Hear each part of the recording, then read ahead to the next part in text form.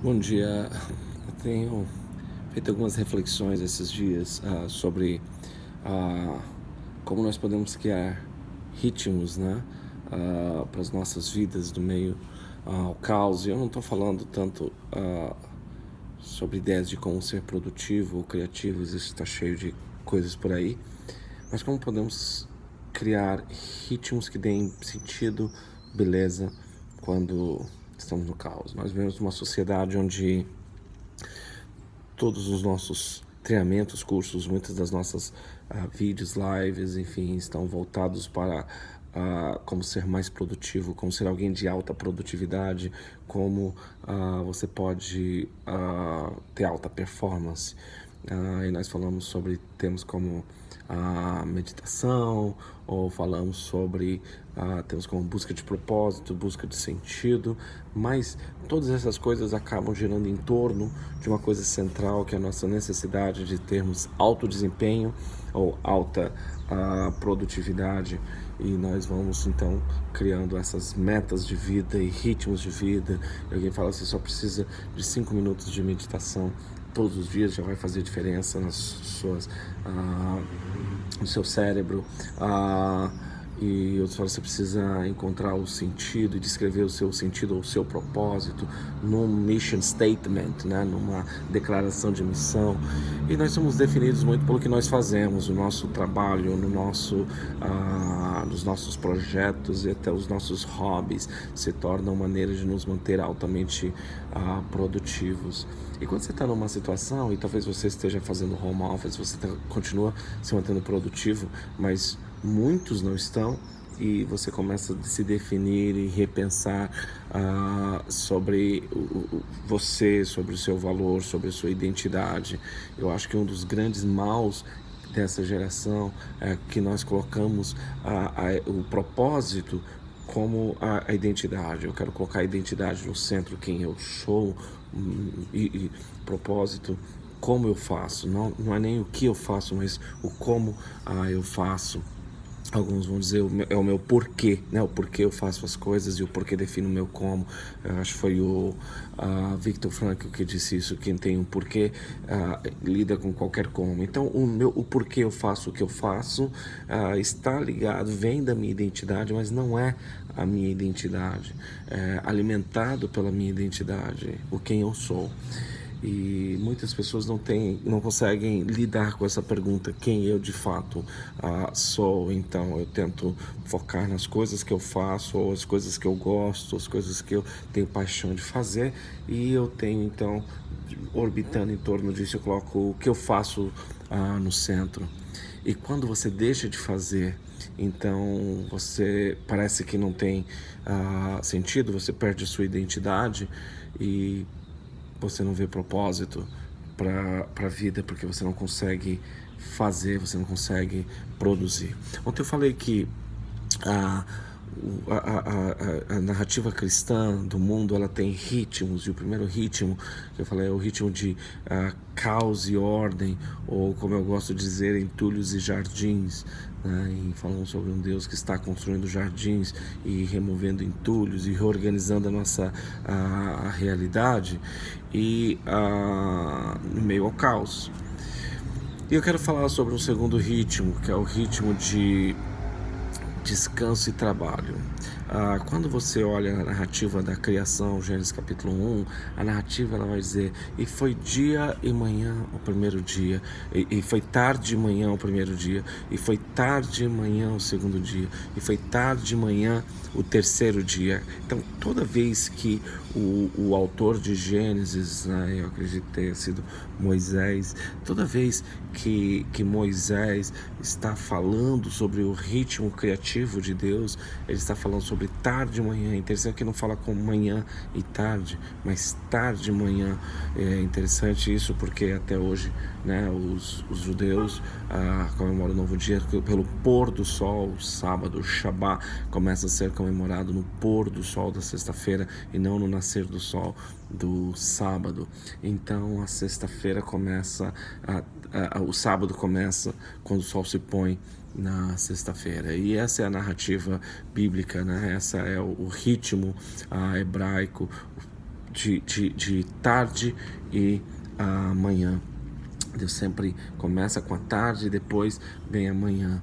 E é interessante isso porque nós pensamos o dia começando de manhã. Nós queremos levantar antes do sol nascer e já começar a trabalhar, já começar a produzir, já começar a fazer para que a nossa vida tenha sentido. E muitas vezes nós arrastamos o nosso dia até a 11 horas, meia-noite, e temos ali 4 horas, 5 horas de sono, ou às vezes menos, até 3, 4 horas de sono, dependendo do nosso estilo de vida. E nós dormimos tarde, acordamos muito cedo, e maior parte desse tempo ou estamos produzindo ou recebendo informações para nos manter conectados, para saber o que fazer e queremos dormir o mínimo possível. É interessante como a ciência tem falado cada vez mais sobre a importância do sono, mas aquele sono profundo, né?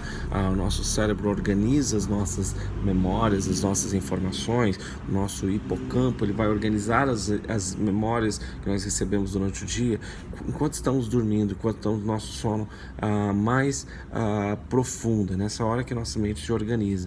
E quando nós temos privação de sono, nós vamos ter uma série de problemas, inclusive problemas de memória, vamos perder nossa criatividade e, por incrível que pareça, diminuímos a nossa produtividade também. Então, dormir é parte fundamental. E tem uma coisa sobre dormir que nós não gostamos muito, é que quando você está dormindo, você não pode fazer nada. Na verdade, tudo que você pode fazer é dormir, é descansar. E quando você está dormindo, você não está no controle.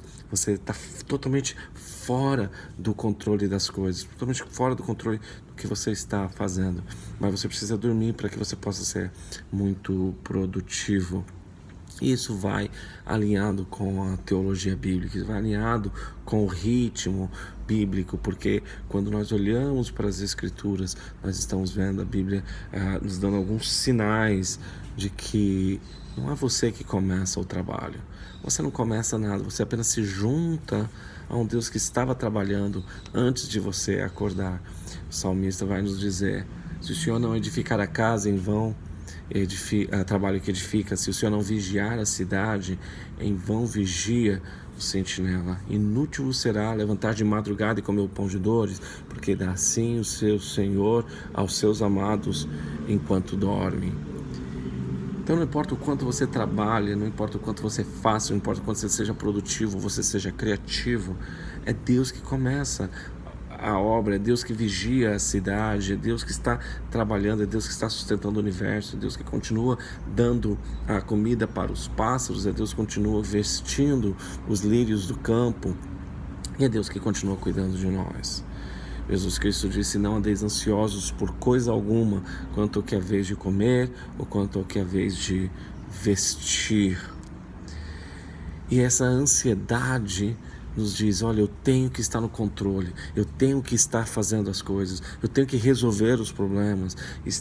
E o mundo todo está dizendo: não há nada que você possa fazer, você só pode ficar em casa e esperar. E esperar é uma das torturas, uma das coisas mais difíceis, quase torturantes da nossa vida. Parar e esperar, porque eu tenho que estar no centro da ação, e Deus está tirando você do centro da ação e está dizendo: agora você precisa deixar comigo. Você precisa deixar eu tomar o controle da situação. A Bíblia diz: que povo é como o nosso, que tem um Deus que trabalha para aqueles que nele confiam? Que povo é como o nosso, que tem um Deus que trabalha para aqueles que nele confiam? A toda a notícia do Evangelho é a respeito de Deus trabalhando em nosso favor, Deus trabalhando conosco, mas Deus trabalhando também por nós. A notícia do Evangelho é que Jesus Cristo veio ao mundo fazer um trabalho que nós não podíamos fazer.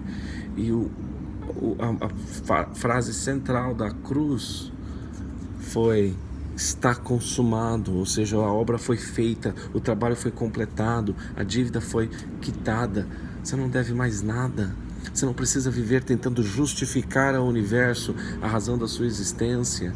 porque nós somos justificados por Cristo diante de Deus, e a morte de Cristo justifica a nossa existência, a morte de Cristo reafirma a nossa identidade, reafirma o nosso trabalho. E você diz, então agora não preciso mais trabalhar, eu fico descansando, então o ritmo é de descanso e trabalho.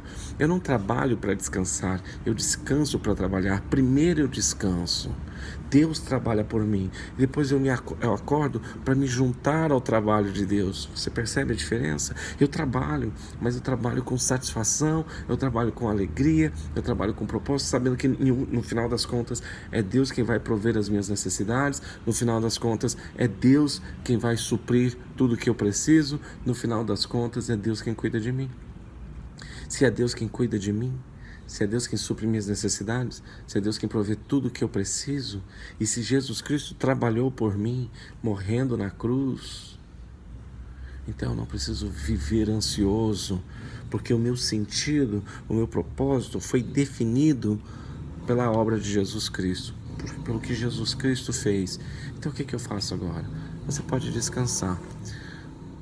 Uma autora de um hino cristão antigo, ela dizia: ó que paz perdemos sempre, ó que dor no coração, só porque nós não levamos tudo a Deus em oração. Então você pode colocar as suas ansiedades diante de Deus, você pode suplicar a Deus, e depois que você tiver feito isso, você descansa e diz: o que eu posso fazer agora?